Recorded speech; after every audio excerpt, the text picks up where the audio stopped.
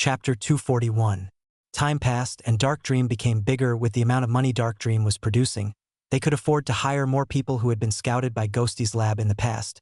Nick had been surprised that Ghosty's lab was selling so many new recruits, but now they found themselves buying these recruits. Even more, Dark Dream also purchased 3 special recruits from Gemini.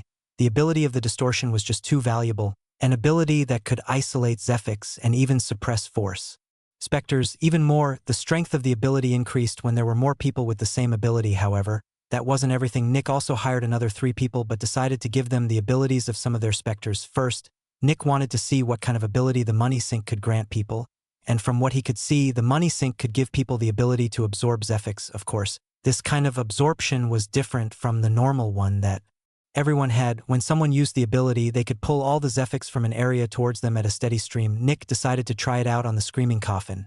As soon as the new person used their ability, the Screaming Coffin started to stand up and run away, or at least it tried to run away. This meant that the Screaming Coffin saw this as an attack. A couple seconds later, the Screaming Coffin lost its power and became much slower. Nick stopped the experiment at that point and left with the new hire. Next, Nick tried the ability on one of the new recruits, and that ended up in the new person almost dying. The new hire was an initial newbie, just like the one that had used the ability. This meant that they barely had any Zephyx inside their body. In barely a second or two, all the Zephyx of the other person had been absorbed, and then the ability started to attack the body. At that point, Nick had to intervene immediately. Luckily, the other person had only lost quite some skin, but that would regrow with time. The ability was obviously extremely strong. Some days later, Nick tried the ability out on an early newbie that he had bought from Gemini. This time, things were manageable. It took the newbie almost 10 seconds to get through all the Zephyx of the early newbie. That calmed Nick down. When Nick had seen how the ability could drain someone on the same level dry within 2 seconds, he had been shocked. That ability was too strong. That ability would be even stronger than his own. However, after more experimentation, Nick found out that it was special for initial newbies. After all, initial newbies had just started to gather Zephyx. This meant that an initial newbie had barely any Zephyx inside their body, while an early newbie already had quite a bit. When he was done with all the experimentations for the new ability, Nick summarized that the ability could probably drain someone of the same level of all Zephyx within 5 to 8 seconds. That was still extremely strong and fast, but it allowed the enemy to counterattack. In order to use the ability, one had to remain motionless. While it had a range of over 5 meters, 6 seconds was still more than enough to close the distance and attack the user of the ability. However, the ability was still extremely strong. It was so strong that Nick gave the same ability to a second person. The third person got the ability of the fog. Nick thought that the guy could probably help him during a fight. After hiring these 9 people, Nick decided to stop hiring new personnel for now. Dark Dream now had 20 Zephyx extractors, including Nick. 20 extractors. When Nick thought about it, it almost seemed unreal. He felt like they had left the warehouse just last week. As time passed, Dark Dream also gained 5 more Johns. Jonathan, Kiera, Constance, Marvila, and Larry managed to become Johns together with Trevor, Jenny, and Nick. Dark Dream now had 8 Johns. It had barely been 6 months since the meeting, and Dark Dream had already fulfilled the goal that the governor had for them.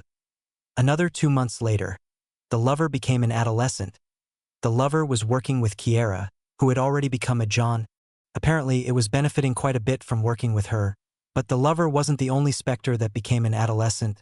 The Bleeding Lady also became one. This was proving to be troublesome. Sure, it was great that these 2 specters produced more Zephyx now, but it was much more difficult for newbies to work with them now. The lover's effect on the mentality of a newbie had increased significantly. Sending a newbie to work with it could result in the newbie's sex life getting ruined permanently. Luckily, Kiera was taking care of it. Sadly, the Bleeding Lady was also now inaccessible to newbies. One small cut of hers had already nearly cut someone's arm off, and the sight of so much blood and bone seemed to distress the Bleeding Lady. When Nick had brought one of the peak newbies to work with the Bleeding Lady, he ended up fighting her just 2 minutes later. Fortunately, Nick was already a mid-John, and he was extremely skilled at fighting. The Bleeding Lady shot several powerful cuts at Nick, but he just sidestepped and bisected her horizontally. This weakened the Bleeding Lady significantly, and Nick could bring the new agent out of the containment unit. The Bleeding Lady would need a couple of days to recover, during which nobody could work with her. Dark Dream now had 7 adolescents and only 2 hatchlings, and one of the hatchlings couldn't even be properly worked with since it was a possession specter. That made it difficult to increase the power of the recruits. Is that why so many manufacturers have so few newbies? Is it because their specters turn that quickly into adolescents? Nick thought with furrowed brows. In the end, Nick decided to focus on finding a hatchling instead of an adolescent. Chapter 242. 2 months later, Nick managed to find and capture a mid-hatchling. As always, Nick found the Spectre in the dregs. Funnily enough, the Spectre was revealed by accident. There was this guy in the dregs who was considered to be one of the sickest people in existence back when the entire thing with Envy happened. This guy had been just an honorary member of the Riker Strikers. After the Riker Strikers collapsed, the guy started to find his victims on his own. From what people had been saying, the guy was apparently capturing entire families and then forcing the members of the family to severely injure each other. Nobody died during the process, but many people got crippled and traumatized. While this could be considered strange, it wasn't unheard of in the dregs. Sick and twisted people were everywhere in the dregs. But then, the guy had the worst luck imaginable. He kidnapped the family of a friend of one of Dark Dream's new extractors. Naturally, the extractor asked their team leader, Trevor, for help. Trevor quickly told Nick, and Nick told the investigator department. It didn't even take half a day to find the guy. By now, Dark Dream had over 50 investigators, and all of them knew the dregs very well. When they found the guy, they told Nick, who told Trevor, who told the new employee. Naturally, the new employee ran to beat the shit out of the guy, and then things turned chaotic. The guy was extremely strong and overwhelmed the extractor. Sadly, the extractor was only an initial newbie, and the guy who was a Spectre was already a mid-hatchling. The investigators had still kept an eye on the place, and when they saw the brutal fight, they immediately realized that this was a Spectre or some kind of rogue extractor. The investigators all got their weapons out and ran at the Spectre. Naturally, after seeing so many people with weapons, the Spectre realized that it had to flee. Sure, it was far more powerful than a normal human, but it couldn't fight 10 humans at once who all held guns in their hands. A chase ensued. Chaos broke out in the dregs. Bang! And then, the guy's lower body was turned into dust as the sound of a gunshot thundered throughout the dregs. The child that Nick, Jonathan, and Kiera had found about 2 years ago was visiting one of her friends in the dregs.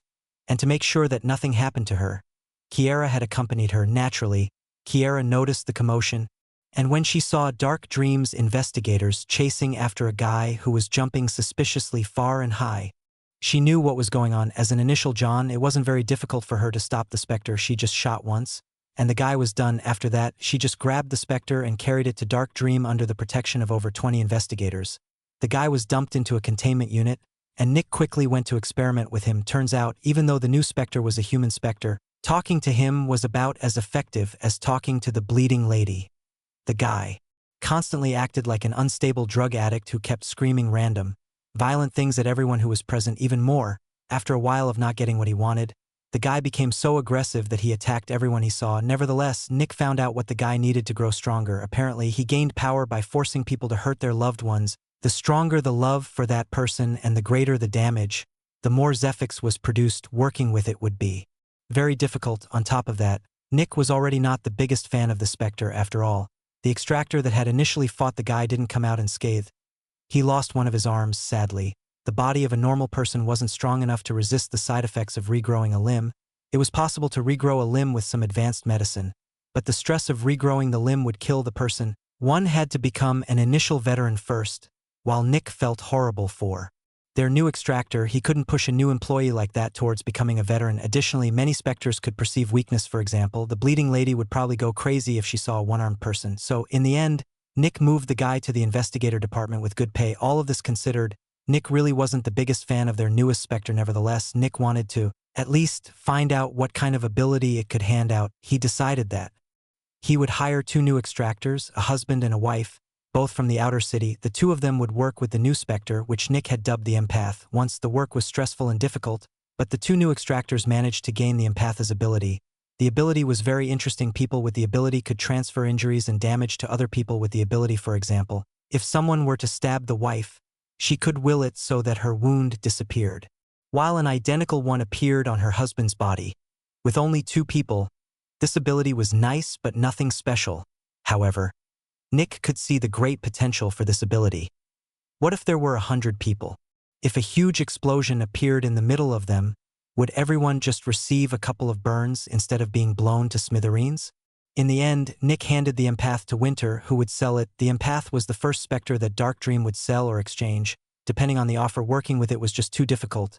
The only thing it was good for was the creation of many new recruits with the same ability, and Dark Dream didn't have the luxury of producing newbies and selling them or growing them themselves. Luckily, the ability was very good. which meant that they could exchange the empath for a good specter. At least that was what they had thought. In the end, the city showed great interest in the empath due to its power and offered something, a pair of specters. Both of them were very similar, and they solved Dark Dream's problems of not having enough specters for their newbies. Chapter 243. Nick stood in front of a containment unit with narrowed eyes. The two new specters had been delivered today, and the empath had also already been handed over to the city. The two specters that Dark Dream had received in return were very similar to each other, and the way a Zephix extractor had to work with them was identical. Nick was a bit nervous as he stood in front of the containment unit on the 4th floor. He knew that the specters couldn't possibly endanger him, but he was still a bit nervous. Nick pressed a couple of buttons on the console and took some steps back. The containment units they had bought for these two specters were quite cheap, but they still had some unique features. These were containment units that supported rapid opening and rapid closing of the employee entrance for these kinds of specters. Such a function was a must. A moment later, Nick narrowed his eyes, bang, and exploded forward, running towards the closed entrance, bang. The door opened with an explosive sound in less than half a second. Nick ran through the open door, bang, and the door closed with incredible speed. As soon as he entered, Nick immediately noticed the specter. It was almost completely red. It was a hawk that was over a meter tall, but instead of skin and feathers, it was fully made of flesh. Even its wings were only made of long flesh membranes. Its beak and talons were made of some kind of flesh that had hardened. On top of that, it also didn't have any eyes. Its entire head was encased in flesh. This was the Bloodhawk, one of the several blood specters. Nick took note of all of these characteristics in less than a second. Since the Bloodhawk was already starting to attack, blood specters were all extremely aggressive and very stupid. They attacked any human they found. No matter how powerful, they attacked babies, children, adults, elders, newbies, Johns, veterans, experts, and so on. As long as they found any human, they immediately attacked. The Bloodhawk readied its claws and shot towards Nick, bang. The Bloodhawk hit the wall of the containment unit. Since Nick had easily sidestepped the attack, by now Nick was a mid-John. It had been nearly a full year since the Great Meeting, and Nick managed to advance 2 levels. That was quite fast. One had to remember that most extractors never managed to become veterans. Most of them were stuck in the 2nd level. Usually, advancing 1 level took at least a year, and becoming a veteran took even longer. There were people who had been working with specters for over 30 years who still hadn't managed to become veterans. There were a couple of reasons for that, but those weren't important right now. The important thing was that Nick advanced so quickly in levels since he had 2 distinct advantages over other Johns. First, Nick was a chief Zephix extractor, and he was working with an incredible specter, the Money Sink. Nick was no longer working with the Bleeding Lady since he also had to leave some Zephix for his employees. Nick had also handed his tasks of feeding the dung heap and the screaming coffin to his team leaders. These days, Nick only worked with the Money Sink, and that was all he needed. The terrifying thing about the Money Sink was that it produced an insane amount of Zephix in barely a couple of minutes. So, in just a couple of minutes, Nick essentially got the benefit of having a specter produce around 90 grams of Zephix. That was far more than normal Johns got after working with a specter for 24 hours even. More, Nick didn't need to take any days off. The second reason why Nick was advancing so quickly was the method that Manila had taught Nick back then. By pushing himself with intense exercise, Nick could advance a level while only having around 85 to 90 of the required Zephix. That saved him a couple of months as well. Because of these 2 things, Nick managed to become a mid-John after only a year, while his 2 team leaders had only recently advanced to become early Johns. So Nick was a mid-John now. What about the Bloodhawk? It was an early hatchling. Even without his ability, Nick's body was around 10 times stronger than the Bloodhawk's body. If Nick didn't resist and let the Bloodhawk attack him, it would only manage to make him bleed a little with a couple of surface-level cuts, but that was basically it. If it wanted to kill Nick, it would need minutes. Bang. Nick stepped to the side again as the hawk kept attacking. Nick just watched the hawk and took note of its attacking pattern. After watching it for over a minute, Nick realized that it basically had no strategy while attacking most of the time. It was just charging forward while extending its talons towards Nick. A couple of times, it was trying to peck him. When Nick was in a fitting position, the Bloodhawk even tried to swat him with its wings, but that was basically it. Alright, Nick said, bang.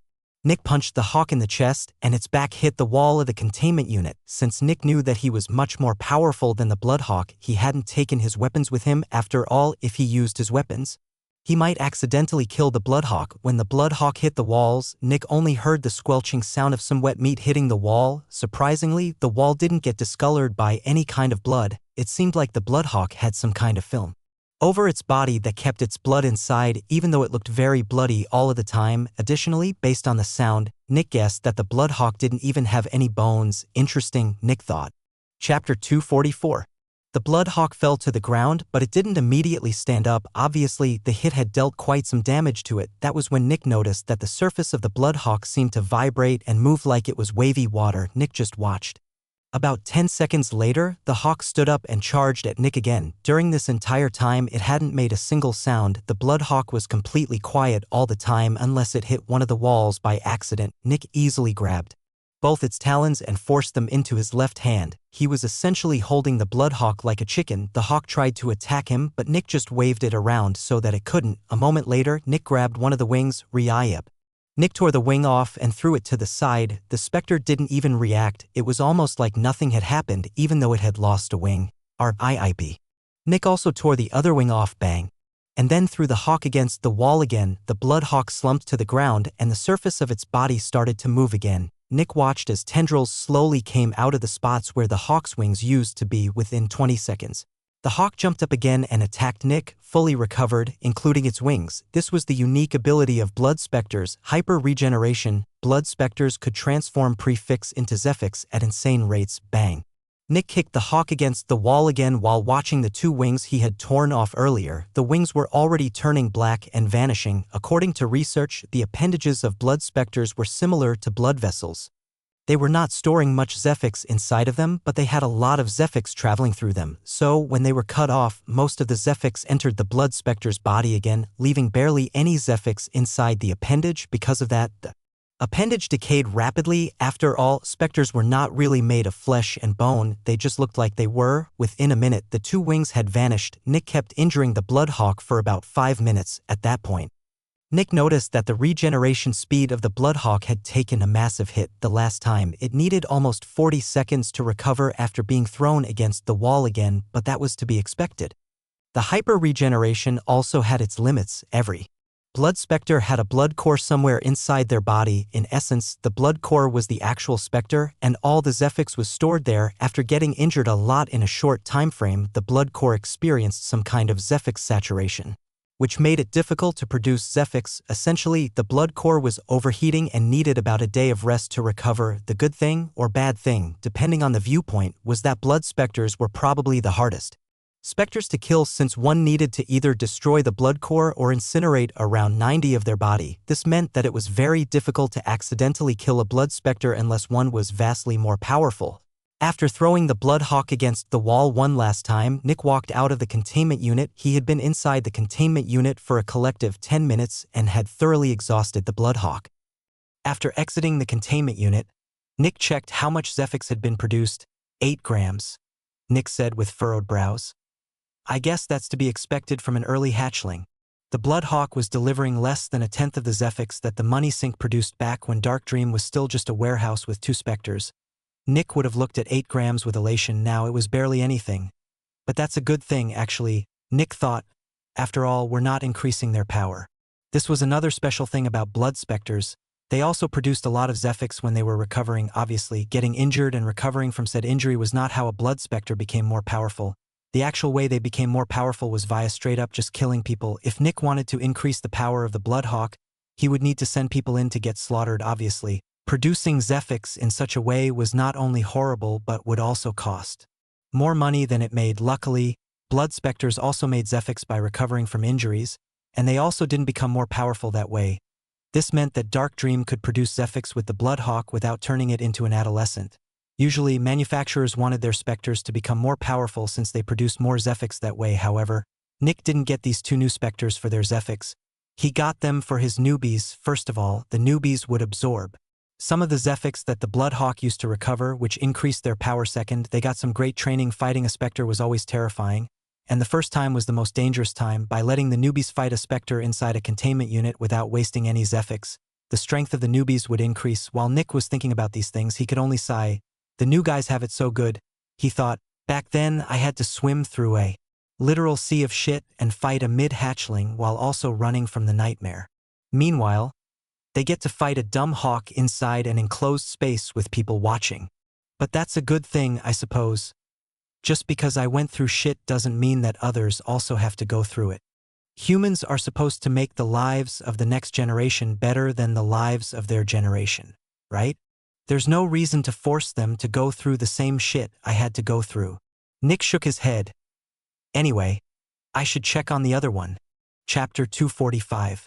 Nick walked over to the containment unit that was across from the Bloodhawk's containment unit.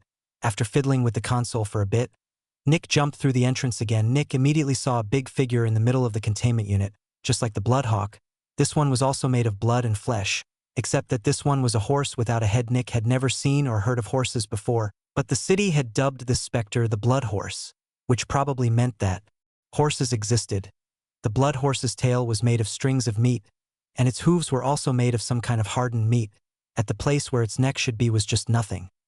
Its front looked just like its back, minus the fleshy tail. Nick immediately had to evade to the right as soon as he entered. Bang! One of the horse's hooves hit the closed employee entrance with an explosive sound. The Blood Horse was quite a bit faster than the Bloodhawk, but that was to be expected. After all, this one was a late hatchling. Just like with the Bloodhawk, Nick watched the Blood Horse attack for a couple of minutes. Its attack pattern was about as complex as the Bloodhawk's attack pattern most of the time.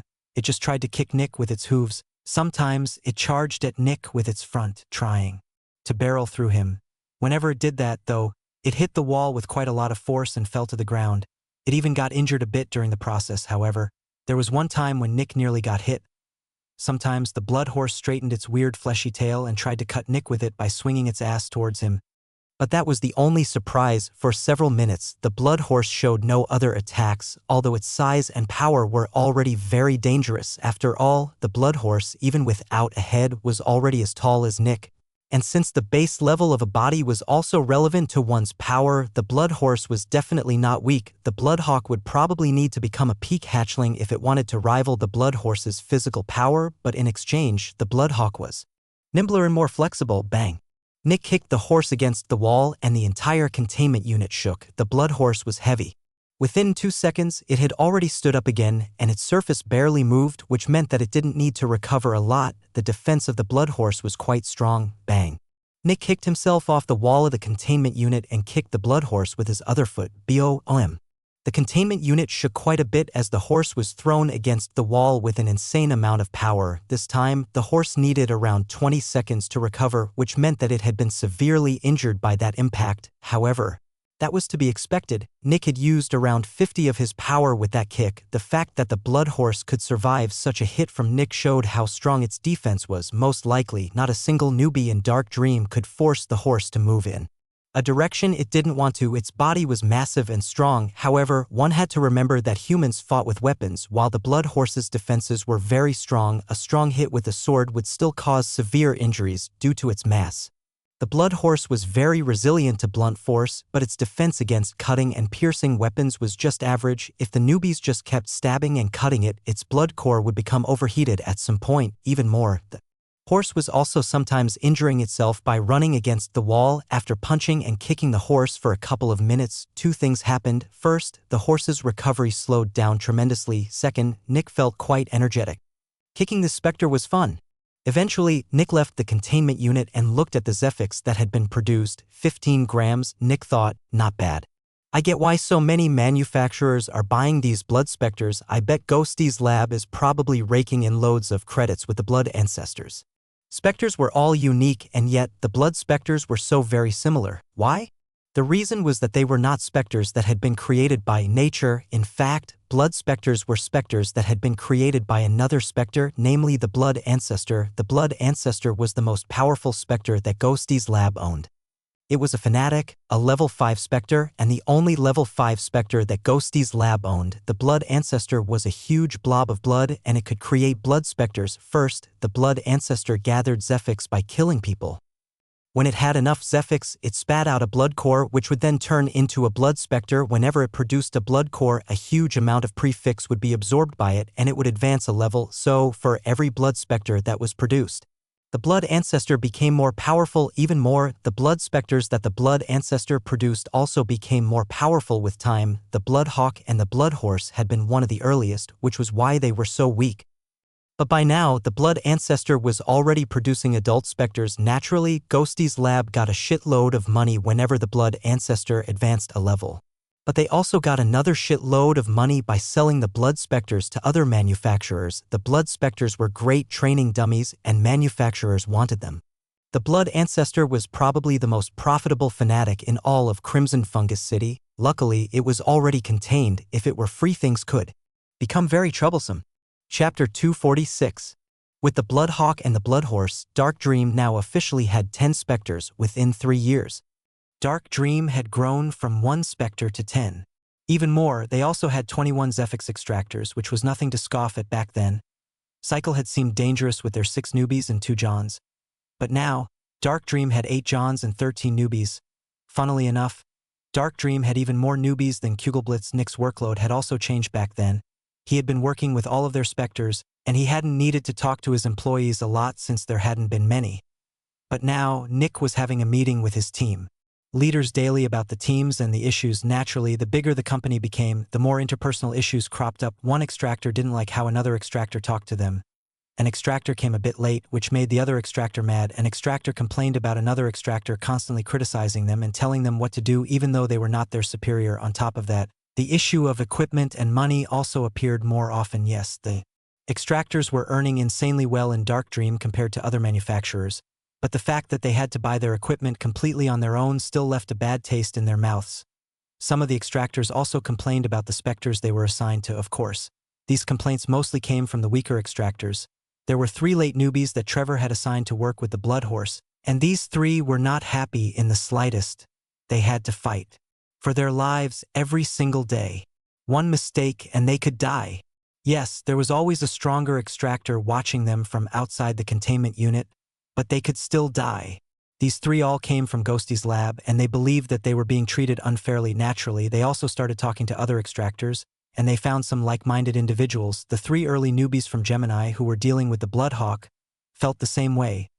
They knew that being an extractor was dangerous, but they were not supposed to risk their lives every single day. The complaints were piling up, and it was even possible that Dark Dream would get their first protest. In the end, Nick decided to give them what they wanted. The 3 late newbies got sent to work with the Fog. The Fog was definitely one of the easier ones to work with. It just took a lot of time and was very boring. When the 3 of them heard that, they felt elated. Finally, they didn't have to risk their lives anymore. Every one of them worked for 24 hours on the Fog, got 2 days off, and worked with it again. In the beginning, they preferred this to fighting for their lives. But after about 2 weeks, they became very annoyed. They barely had any free time. When they had been fighting the Blood Horse, they had been busy for 1 hour at most. But now, they didn't have time for anything anymore. So, they complained again. They wanted another specter. Nick didn't argue and gave them the Dung Heap. The Dung Heap didn't need to get worked with, but it still produced Zephix. This meant that being near it still increased an extractor's power. Since Dark Dream had so many people, they could spare 3 of them for the Dung Heap. It didn't even take a single day before the 3 of them complained again. The Dung Heap's odor was terrifyingly bad. Also, walking on it felt insanely dangerous. At that point, Nick became annoyed. He didn't want to force the new employees to go through the same shit he did. But it was genuinely getting annoying. After a talk with Winter, Nick decided to listen to them once more. They don't want to fight? They don't want to waste 24 hours every 3 days? They didn't want to get bored with nothing to do? Fine. Nick assigned them to the Dreamer. By now, the Dreamer had become an early adolescent for 3 years. It hadn't caused a single issue ever since the incident with Horua. Nothing bad had happened, however. Before he let them work with the Dreamer, Nick wanted them to sign new contracts. In these contracts, they agreed to work with the Dreamer, even though Dark Dream did not think that it was a good idea to work with it. Of course, before signing, they asked why they weren't getting the puppy. According to what they had heard, working with the puppy was the easiest. Nick told them that they would be working with the puppy anyway as soon as they became peak newbies and that everyone wanted to work with the puppy. He had to be fair in this regard. In the end, they signed. When Nick saw their signatures, he released a sigh. He really didn't like doing this. When Nick had talked with Winter, Winter had said that he had expected something like this to happen. They were treating their employees too well, which spoiled them. Because of that, Winter decided on the quickest way to solve the issue. Yes, the Dreamer hadn't made issues in 3 years. However, Dark Dream also hadn't sent anyone weaker than it to work with it in 3 years. Until now, the most vocal of the 3 extractors was sent to work with the Dreamer first. Everything seemed to work normally, and then he started to have a seizure naturally. Trevor had been keeping an eye on them, and he immediately ran in and brought the guy to a hospital. As Trevor rushed the guy out, the Dreamer only looked after him with expressionless eyes. Some hours later, the news came in. He was dead. His mind had shut down. The 2 other extractors felt a cold shiver run down their backs, and they refused to work with the Dreamer. Naturally, lots of complaints followed, which prompted an appearance from Winter. Winter only waived the contract they had signed, and then he told them to work with the Blood Horse or leave. Surprisingly, the 2 of them still kept complaining, which was not what Winter had expected. He had expected that they would falter and work with the Blood Horse. Winter did not like that one bit. Chapter 247. Nick, Winter said with an annoyed expression as he entered Nick's office. I need you. When Nick saw Winter's expression, he furrowed his brows. What's up? The 2 of them still complained and refused to back down, Winter said. Nick's eyebrows shot up in surprise. Still? He shouted. Winter nodded. I'm not sure if I'm overthinking or not, but this seems suspicious. Imagine one of your closest colleagues or friends died at work. It would probably take a couple of days or hours to come to terms with it. I don't think you would immediately start complaining about not wanting to work and wanting to see a new Spectre. If I were in their shoes, I would shut up and work with the Blood Horse for at least a couple of days. If I still had issues by then, I would slowly find a way to deal with it. Yet, they don't want to work with the Blood Horse even once. Winter shouted with annoyance. Even I have worked with it. Winter added. Yes, Winter had worked with the Blood Horse. While Winter wasn't working as an extractor, he still was a mid-newbie, and if Dark Dream could afford it, it would definitely help to improve the power of their CEO. A more powerful CEO was smarter, harder to kill, and could live for longer. The CEOs were never amongst the most powerful extractors of the manufacturer, but they were at least of average power because of that. Winter worked with the Blood Horse from time to time. Do you really think so? Nick asked with furrowed brows. Maybe they are just insanely unreasonable. Surprisingly, Winter didn't immediately answer. Instead, he rubbed his chin in thought. Maybe, he said, we bought the 3 of them from Ghosty's lab. Maybe they just gave us a bad batch? They definitely have what it takes to be an extractor. After all, they worked with several Spectres already without any major incidents. But it's also possible that they might be spies. Spies? Nick asked. Winter nodded. What if they just want to see as many Spectres as possible so that they can create a profile? Learning all about how to work with our Spectres might save lives when another manufacturer takes them. Winter sighed. Or they are just that unreasonable. Nevertheless, we have to deal with the issue. Nick furrowed his brows. What do you want me to do? Winter looked into Nick's eyes. If I had the power, I would do it myself. Nick could already tell what Winter was about to say. I need you to knock them out. Nick's eyebrows rose. I thought you wanted me to kill them. Nick said. The Dreamer is going to do that? Winter said. Oh. Nick uttered before looking at the table with an uncomfortable expression. Silence. Can't we just fire them? Nick asked. That's what they want, Winter said. At least, that's what I assume they want. I can't see any other reason for acting this obnoxious and problematic after one of them died. Now that they know so much about our Spectres, they probably want to get fired and then join another manufacturer with the information they gathered. They know that they have to give up all their equipment if they quit while also going into debt, which is why they want to use this information to get a good offer from another manufacturer. At least, that's what I'm assuming. Nick, if we don't want to get trampled by our own people, we need to set an example. They agreed to work with the Dreamer. I have that in writing. If anyone asks, I can simply show the contract, and their cause of death will also check out. Nick took a deep breath. He was reminded of Pater. Fine, Nick said luckily. This was different from when Nick had to kill Pater. First of all, these were adults. Second of all, they were extractors. Third, they were assholes. Fourth, Nick was older and more mature. And lastly, Nick wasn't the one killing them. He was only killing them indirectly. I guess I have to get used to this, Nick thought with a sigh. Winter nodded. Thank you, Nick. I'm sorry that I have to ask you to do this. It's fine, Nick said as he slowly stood up. It's part of the job, I suppose. A moment later, Winter and Nick left Nick's office and entered Winter's office. As soon as they entered, they saw 2 young men sitting on 2 chairs in front of Winter's desk. One of them looked at Winter with furrowed brows. Sir, we don't feel comfortable with being left alone in your office like this. Winter walked to his desk and sat down. Meanwhile, Nick closed the door to the office behind him and waited in front of it. Why? Winter asked. Because we don't want to needlessly be suspected of going through confidential documents. The same guy said, we're not accusing of anything. But what if you misremember how a piece of paper has been placed and wrongfully assume that we snooped around in this office? Winter just chuckled. This entire room is under constant surveillance. I was going to check the footage after our meeting anyway. If you had gone through my stuff, you would be working with the screaming coffin for the next couple of days? Winter said casually. Oh, never mind then. The same guy said. Meanwhile, Nick narrowed his eyes.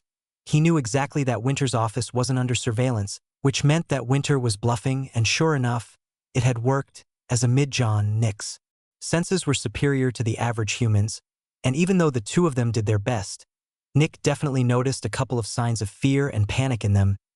Nevertheless, we think that leaving us alone is disrespectful and humiliating.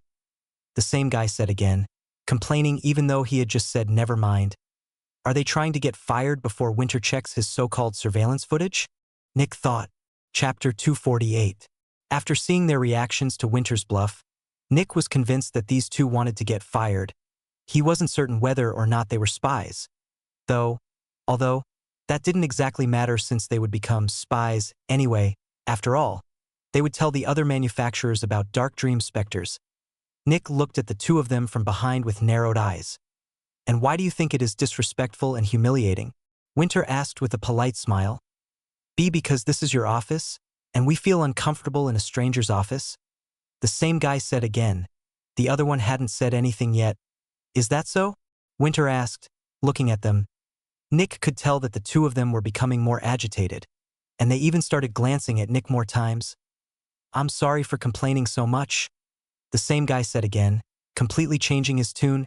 They were obviously panicked and grasping for straws. The guy was saying anything that could get him out of the building. I think we can work with the bee blood horse, right? The second guy said nervously as he glanced between Winter and his friend.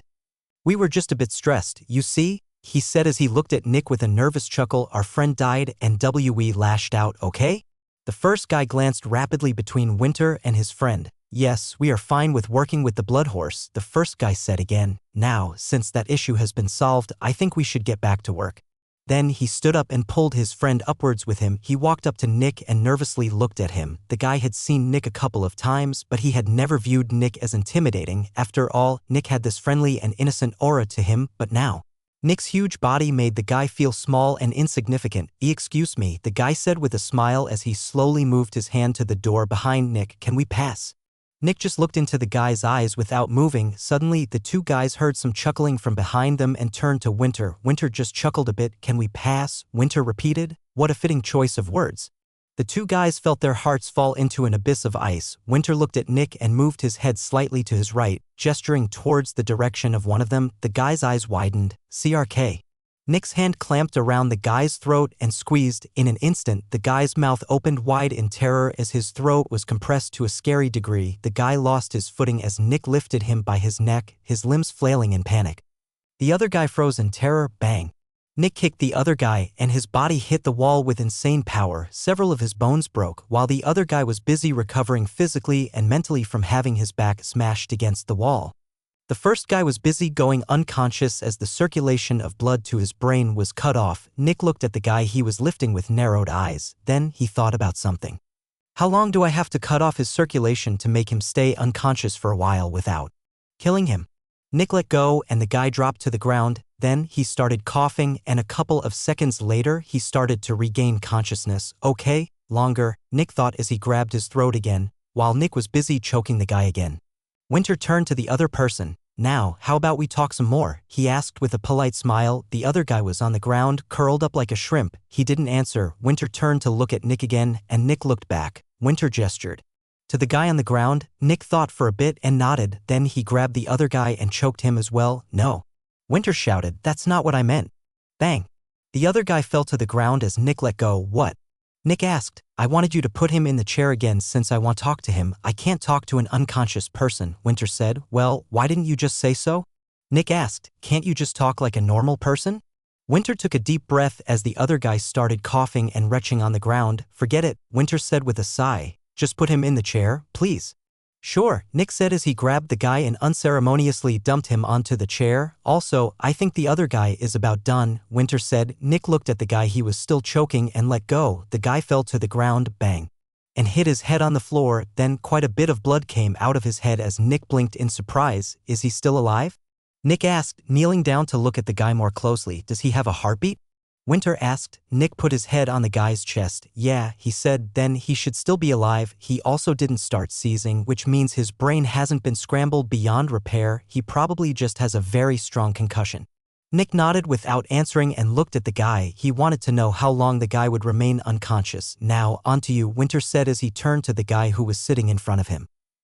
The guy breathed heavily and was slumped over, his face a mask of terror and disbelief. Winter just looked at the guy with a friendly smile. Hey, Winter, how long do I have to choke someone so that they remain unconscious for a long while? Nick suddenly asked. Winter's friendly smile vanished and was replaced with annoyance. You can't do that, Winter said. As soon as you let go of your hold, their brain gets oxygen again, which makes them wake up in a couple of seconds. Wait, I can't do that? Nick asked in surprise. No, you can't, Winter said. If you want to knock someone out, I would suggest something like 30 seconds of choking and a severe concussion. Then Winter pointed at the unconscious guy, like with him. Oh, okay, Nick said as he kept looking at the unconscious guy. Now, where were we? Winter asked as he looked back at the guy in the chair with a smile. Chapter 249. It took a while for the guy to regain his bearings, but as soon as he did, he immediately started talking with no end in sight. He and the guy who was already dead had been friends for a long time. They had met each other as kids in the dregs. And they pulled many scams to get ahead in the dregs, but then they managed to become extractors and decided to stop being crooks. After all, manufacturers were scary. They had intended to be normal employees when they had come to Dark Dream, however. When they met Nick, they thought he was a pushover. Nick was so young, and he acted so nicely, it was like he was a naive child. Additionally, the fact that one of the two team leaders was a woman also didn't fill them with a lot of confidence.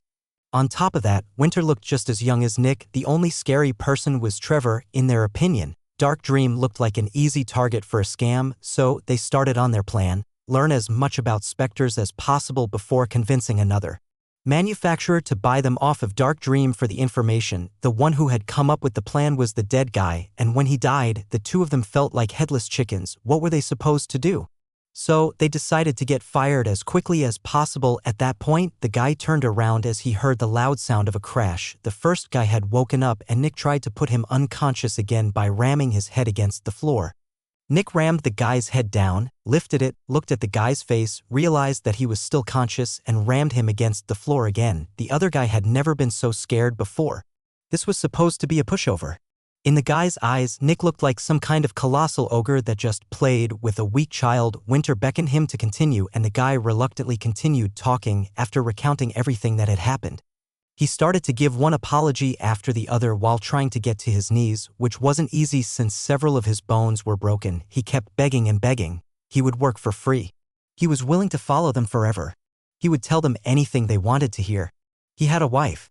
He had children. Winter just looked at the guy wordlessly with a cold expression for a while. Then Winter straightened his posture. Bang. Nick. Winter shouted with annoyance. What? The guy keeps regaining consciousness, Nick answered with annoyance. Then let him regain consciousness. He can't escape anyway, Winter said. Nick looked at the unconscious guy for a while. No need. I think I finally got him. He's not moving at all, Nick said. Winter took a deep breath before standing up. Follow me, he ordered as he walked past the groveling guy. The groveling guy stood up as quickly as he could and followed Winter out of the office. Nick grabbed the unconscious guy by the hair and followed Winter as well. The injured guy kept breathing heavily and looking behind him at Nick, who was pulling the unconscious guy behind him by the hair like a sack of garbage. Then they saw Trevor walking out of the staircase. When Trevor saw the four of them, his eyebrows rose in surprise. Winter wordlessly nodded towards him in greeting, and Trevor answered in kind. Trevor walked past Winter as he took a deep breath. The guy in the middle shot a terrified and begging glance at Trevor. Trevor just ignored him. Oh hey, I need to talk to you later, Nick said casually to Trevor. Of course, Trevor answered. I'll be in my office for the next 2 hours. Sure, Nick said, and Trevor walked past him. A moment later, Trevor sighed. I told them that they shouldn't try to pull any shady business with Boss or Mr. Melfian. Trevor thought. Now Cryan, Carrie, and Taryn have to pull double duty and also work with the Blood Horse. Or maybe Mr. Melfian will just take care of it from now on. While Trevor planned the new schedule for his team, the other four walked down the staircase. The body of the unconscious person kept bumping on the stairs as they descended the staircase. When the guy in the middle saw Winter entering the 5th floor, he felt like he was going to die. There were only 2 specters on the 5th floor, the Dreamer and an unknown specter that had been assigned to the same extractor for years. The guy looked back and saw Nick's uninterested eyes looking at him, waiting for him to continue walking. Yet the guy just couldn't continue walking. He was too afraid. He didn't want to die. Nick lifted the unconscious guy by the hair and showed him to the other one. The message was clear: walk or join him. Eventually, the guy continued walking, but he walked very slowly. Every single second that passed felt so precious to him. He only had seconds left to live. He didn't want to die. He didn't want to die. He didn't want to die. Then he started to cry quietly as he walked behind Winter. Winter walked into the locker room of the Dreamer, and the others followed after him. A moment later, the door to the containment unit opened. The guy just looked with cold terror at the Dreamer. He had never seen the Dreamer before. When he saw the emotionless eyes of the owl, he felt like he was encased in ice. Bang! Nick threw the unconscious guy to the ground and took a vial of green liquid out of his pocket. After putting a small drop of green liquid on the unconscious guy, the guy's body started to recover rapidly. Then Nick grabbed the other guy and put a drop on him as well. All the bones in the guy's body recovered, and hope returned. Were they going to let them go? You can kill them, but don't injure them. Yet, when Winter said these words, all the hope died. A moment later, Winter walked out of the containment unit and Nick followed after him. Then they locked the containment unit from the outside. Meanwhile, on the inside, the unconscious guy opened his eyes. The other guy was just frozen in the middle of the containment unit, and on the other end, the Dreamer just looked at them. Chapter 250. The next day, Nick entered the Dreamer's containment unit to retrieve the 2 sleeping bodies. Sure enough, they were not injured. They just looked like they were sleeping peacefully, except for the fact that they weren't breathing. Nick nodded at the Dreamer. Long time no see. The Dreamer just looked at Nick without saying anything. Don't kill the next ones. These ones were a treat, Nick said as he pulled the 2 out of the containment unit. The Dreamer just looked at the employee entrance for a long time with neutral eyes. Nick pulled the 2 of them to the 6th floor and entered his office. Surprisingly, a middle-aged woman was waiting in his office. Nick just dumped the 2 corpses in front of her. Here you go, he said. Then he went to his desk and looked through a couple of documents. The woman furrowed her brows and started to examine the 2 of them. She was a doctor. Some minutes later, she put her tools away. Just like the other one, she said. Nick nodded. They all died to the same specter. Naturally, the doctor noticed that Nick didn't give even the smallest shit about his 3 dead employees. The picture was all too clear for the doctor. These 3 employees were considered problematic by Dark Dream, and Dark Dream had gotten rid of them. However, the doctor's opinion wasn't important in this matter. Her only job was to determine the cause of death and create a death certificate. Obviously, killing random people was against the law. But the city decided who was guilty or not. Sadly, it took a huge incident for the city to start investigating the death of an extractor unofficially. The extractors' lives were in the hands of the manufacturers, and even when the city started an investigation, they would just look at the specter and the death certificate while also asking why the extractors had been working with that specter. Naturally, Winter had an answer for all of these questions, and the city wouldn't ask any further questions. One had to remember that the manufacturers held all the power. Even the governor wouldn't be able to become more powerful without Kugelblitz. Becoming an extractor represented becoming something far superior to a normal human, and the manufacturers were the ones that allowed normal people to become extractors. They could create extractors and they could also destroy them. Whether or not that was moral and ethical didn't matter. Morals and ethics had no relevance with such a power. Difference between 2 parties. The doctor created the certificates of death and left Dark Dream. After she left, Nick grabbed the 2 corpses and pulled them out of his office. Then, he pulled them toward the 2nd floor and walked into the Screaming Coffin's containment unit. When the door opened, Nick was greeted by an unmoving coffin and a young woman with a shocked expression. The young woman was one of the 3 people Dark Dream had purchased from Gemini. The 3 from Gemini had joined the 3 from Ghosty's lab in complaining. Naturally, since the 3 from Ghosty's lab got what they wanted, the 3 from Gemini also got what they wanted. Nick had simply assigned them to sit beside the Screaming Coffin for 8 hours a day each. They didn't need to be there, but there was no other specter they could work with as early newbies.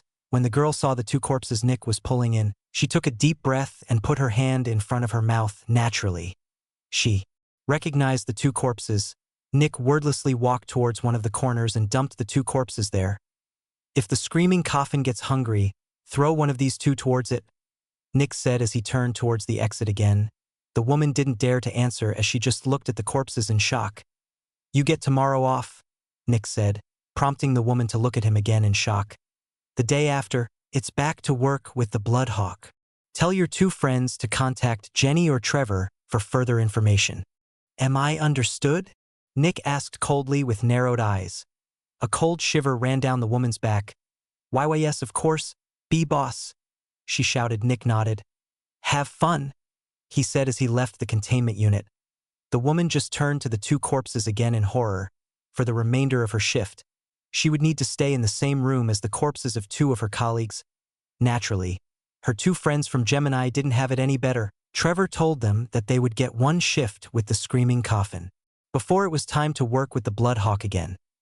The two of them also had to stay 8 hours in the same room as the two corpses. Naturally, the three of them didn't dare to complain anymore and quietly started to work with the Bloodhawk again. With that, the incident was over. The complaints Nick and his team leaders received dropped drastically, and everyone seemed to be much happier to work for Dark Dream. Dark Dream had lost a couple million credits with the execution of 3 of their employees, but it was a necessary expenditure. The things that had happened here these couple of days were turned into stories, which every employee in Dark Dream heard. Even years later, new employees would hear these stories. While the complaints eventually returned, the complaints that did return were all somewhat rational. The newer employees knew that Dark Dream was a great working place compared to other manufacturers, but they also understood that Dark Dream was not a pushover. They had killed 3 of their employees, and if it was necessary, they would kill 3 more, obviously. Things like this also happened in the other manufacturers. Manufacturers regularly killed employees who were too troublesome. Dark Dream wasn't any different from them, except that they paid better, which made them better than most manufacturers in the eyes of new employees.